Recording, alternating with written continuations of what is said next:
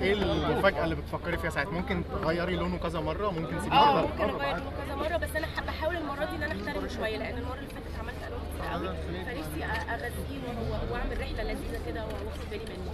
بشكرك. واخيرا ناس كتير قوي، بس يعني فاهم الخبر ده اصلا بقى يعني بالنسبه لي حاساه خلاص بقى كل الناس تقول لي ايه عايزه تشيلين، اكيد ملوش علاقه. اكيد. هي اول حد قال لك واو تجنني بنتي وماي باست فريند اللي هناك نانسي على الدين. شريف منير لما يشوفك هيعمل ايه؟ ما اعرفش، ربنا يستر. متوقع اصلا يعني. اتوقع انه ربنا يستر، يا هيعجبه قوي يا هيتخانق معايا. طب ولو اتخانق معاكي ممكن يبقى فيها خصام برضه 3-4 شهور زي ما حصل قبل كده؟ لا احنا بطلنا نتخاصم. بطلت خلاص. هو صاحبي قوي فاقول قولي عنده ده، بس شبه شريف منير في شورت وفانيلا وكاب. لسه بقول والله وانا بلبس كنت بقول لهم انا حاسه ان انا بقيت شبهه بزياده. نفس اللوك شريف منير فعلا بالشعر الاصفر واعمل ست دي كارثه.